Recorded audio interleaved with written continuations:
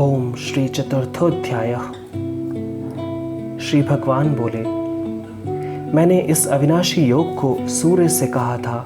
सूर्य ने अपने पुत्र वैवस्वत मनु से कहा और मनु ने अपने पुत्र राजा इक्ष्वाकु से कहा। हे परंतप अर्जुन, इस प्रकार परंपरा से प्राप्त इस योग को राज ऋषियों ने जाना, किंतु उसके बाद वह योग बहुत काल से इस पृथ्वी लोक से लुप्त प्राय हो गया। तू मेरा भक्त और प्रिय सखा है, इसलिए वही यह पुरातन योग आज मैंने तुझको कहा है, क्योंकि यह बड़ा ही उत्तम रहस्य है, अर्थात गुप्त रखने योग्य विषय है। अर्जुन बोले, आपका जन्म तो अर्वाचीन है, अभी हाल का है, और सूर्य का जन्म बहुत पुराना है, अर्थात कल्प के आदि में हो चुका है। तब मैं इस बात को कैसे समझूं कि आप ही ने कल्प के आदि में सूर्य से यह योग कहा था?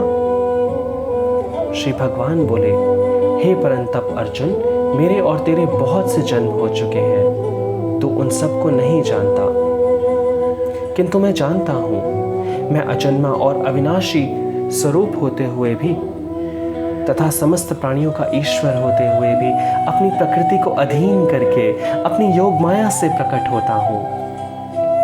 यदा यदा हि धर्मस्य ग्लानिर्भवति भारत अभ्युत्थानमधर्मस्य तदात्मानं सृजाम्यहम्। हे भारत, जब जब धर्म की हानि और अधर्म की वृद्धि होती है, तब तब ही मैं अपने स्वरूप को रचता हूँ, अर्थात साकार रूप से लोगों के सम्मुख प्रकट होता हूँ। परित्राणाय साधूनां विनाशाय च दुष्कृतां धर्म संस्थापनार्थाय संभवामि युगे युगे। साधु पुरुषों का उद्धार करने के लिए, पाप कर्म करने वालों का विनाश करने के लिए और धर्म की अच्छी तरह से स्थापना करने के लिए मैं युग युग में प्रकट होता हूँ।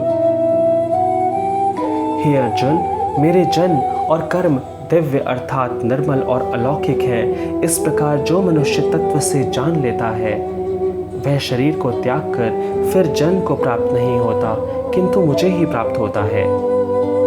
पहले भी जिनके राग, भय और क्रोध सर्वथा नष्ट हो गए थे और जो मुझ में अनन्य प्रेम पूर्वक स्थित रहते थे, ऐसे मेरे आश्रित रहने वाले बहुत से भक्त उपर्युक्त ज्ञान रूप तप से पवित्र होकर मेरे स्वरूप को प्राप्त हो चुके हैं।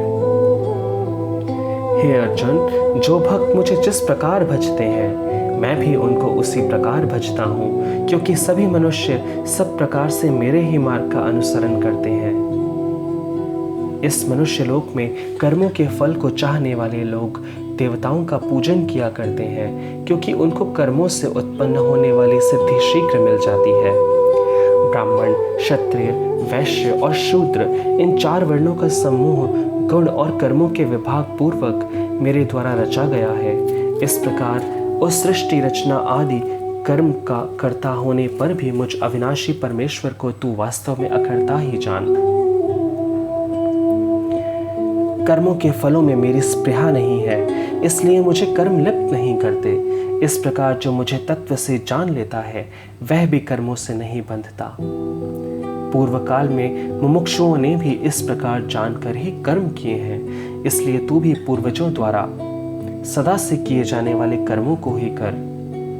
कर्म क्या है और अकर्म क्या है, इस प्रकार इसका निर्णय करने में बुद्धिमान पुरुष भी मोहित हो जाते हैं। इसलिए वह कर्म तत्व मैं तुझे भली भांति समझा कर कहूँगा, जिसे जानकर तू अशुभ से अर्थात कर्म बंधन से मुक्त हो जाएगा।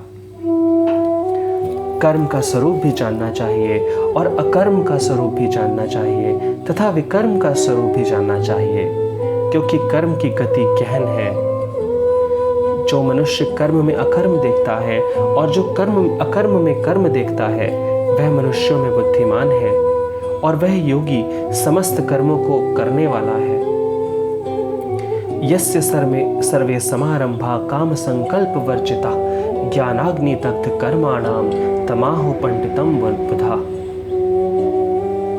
जिसके संपूर्ण शास्त्र सम्मत कर्म बिना कामना और संकल्प के होते हैं तथा जिसके समस्त कर्म ज्ञान रूप अग्नि के द्वारा भस्म हो गए हैं, उस महापुरुष को ज्ञानी जन भी पंडित कहते हैं।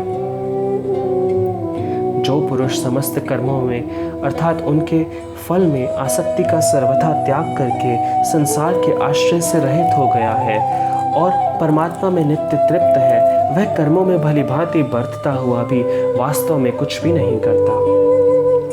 जिसका अंतःकरण और इंद्रियों के सहित शरीर जीता हुआ है और जिसके समस्त भोगों की सामग्री का परित्याग कर दिया है, ऐसा आशा रहित पुरुष केवल शरीर संबंधी कर्म करता हुआ भी पापों को नहीं प्राप्त होता।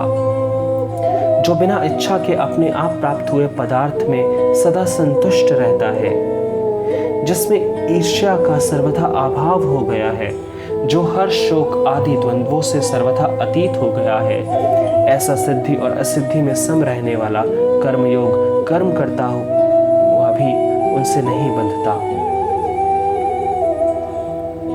जिसकी आसक्ति सर्वथा नष्ट हो गई है, जो देहाभिमान और ममता से रहित हो गया है, जिसका चित्त निरंतर परमात्मा के ज्ञान में स्थित रहता है, ऐसा केवल ज्ञान संपादन के लिए कर्म करने वाला मनुष्य के संपूर्ण कर्म भलीभांति विलीन हो जाते हैं। जिसके यज्ञ में अर्पण अर्थात स्त्रुवा आदि भी ब्रह्म है और हवन किए जाने योग्य द्रव्य भी ब्रह्म है तथा ब्रह्मरूप कर्ता के द्वारा ब्रह्मरूप अग्नि में आहुति देना रूप क्रिया भी ब्रह्म है, उस ब्रह्म कर्म में स्थित रहने वाले योगी द्वारा प्राप्त किए जाने योग्य फल भी ब्रह्म ही है।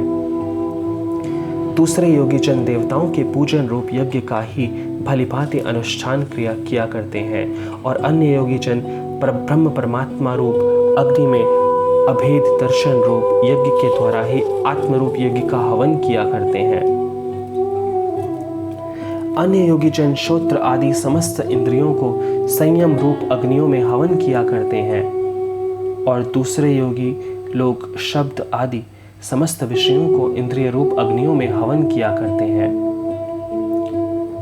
दूसरे योगी जन इंद्रियों की संपूर्ण क्रियाओं को और प्राणों की समस्त क्रियाओं को ज्ञान से प्रकाशित आत्म संयम योग रूप अग्नि में हवन किया करते हैं। कई पुरुष द्रव्य संबंधी यज्ञ करने वाले हैं, कितने ही तपस्या रूप यज्ञ करने वाले हैं तथा दूसरे कितने ही योग रूप यज्ञ करने वाले हैं। कितने ही अहिंसा आदि तीक्ष्ण व्रतों से युक्त यत्नशील पुरुष स्वाध्याय रूप ज्ञान यज्ञ करने वाले हैं। दूसरे कितने ही योगी जन अपान वायु में प्राणवायु को हवन करते हैं, वैसे ही अन्य योगी जन प्राणवायु में अपान वायु को हवन करते हैं।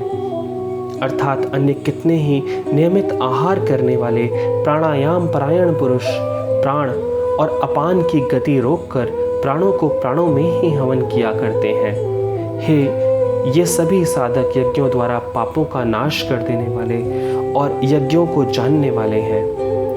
हे कुरुश्रेष्ठ अर्जुन, यज्ञ से बचे हुए अमृत का अनुभव करने वाले योगी जन सनातन परब्रह्म परमात्मा को प्राप्त होते हैं और यज्ञ न करने वाले पुरुष के लिए तो ये सब मनुष्य लोक भी सुखदायक नहीं है, फिर परलोक कैसे सुखदायक हो सकता है।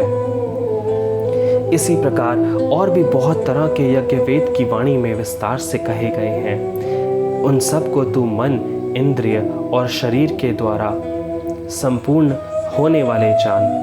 इस प्रकार तत्व से जानकर उनके अनुष्ठान द्वारा तू कर्म बंधन से सर्वथा मुक्त हो जाएगा। हे परंतप अर्जुन, द्रव्यमय यज्ञ की अपेक्षा ज्ञान यज्ञ अत्यंत श्रेष्ठ है तथा यावन मात्र संपूर्ण कर्म ज्ञान में समाप्त हो जाते हैं। उस ज्ञान को तू तत्वदर्शी ज्ञानियों के पास जाकर समझ, उनको भली भांति दंडवत प्रणाम करने से, उनकी सेवा करने से और कपट छोड़कर सरलता पूर्वक प्रश्न करने से वे परमात्मा तत्व को भली भांति जानने वाले ज्ञानी महात्मा तुझे उस तत्व ज्ञान का उपदेश करेंगे, जिसको जानकर फिर तू इस प्रकार मोह को नहीं प्राप्त होगा। तथा हे अर्जुन, इस ज्ञान के द्वारा तू संपूर्ण भूतों को निश्शेष भाव से पहले अपने में और फिर पीछे मुझ सच्चिदानंद घन परमात्मा में देखेगा।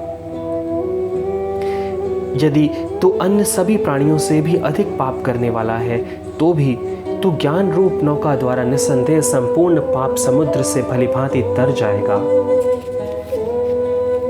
क्योंकि हे अर्जुन, जैसे प्रज्वलित अग्नि ईंधनों को भस्ममय कर देता है, वैसे ही ज्ञान रूप अग्नि संपूर्ण कर्मों को भस्ममय कर देता है। इस संसार में ज्ञान के समान पवित्र करने वाला निस्संदेह कुछ भी नहीं है। उस ज्ञान को कितने ही काल से कर्मयोग के द्वारा शुद्धांतकरण हुआ मनुष्य अपने आप ही आत्मा में पा लेता है। जितेंद्रिय, साधन परायण और श्रद्धावान मनुष्य ज्ञान को प्राप्त होता है तथा ज्ञान को प्राप्त होकर वह बिना विलंब के ही तत्काल ही भगवत प्राप्ति रूप परम शांति को प्राप्त हो जाता है। विवेकहीन और श्रद्धा रहित संशय युक्त मनुष्य परमार्थ से अवश्य भ्रष्ट हो जाता है। ऐसे संशय युक्त मनुष्य के लिए न यह लोक है, न परलोक, और न ही सुख ही है। हे धनंजय, जिसने कर्मयोग की विधि से समस्त कर्मों का परमात्मा में अर्पण कर दिया है और जिसने विवेक द्वारा समस्त संशयों का नाश कर दिया है, ऐसे वश में किए हुए अंतःकरण वाले पुरुष को कर्म नहीं बांधते। इसलिए हे भरतवंशी अर्जुन, तू हृदय में स्थित इस अज्ञान जनित अपने संशय का विवेक ज्ञान रूप तलवार द्वारा छेदन करके समत्व रूप कर्मयोग में स्थित हो जा और युद्ध के लिए खड़ा हो जा। ओम तत्सदिति श्रीमद्भगवद्गीतासूपनिषत्सु ब्रह्म विद्यायां योग शास्त्रे श्री कृष्णार्जुन संवादे ज्ञान कर्म संन्यास योगो नाम चतुर्थोऽध्यायः।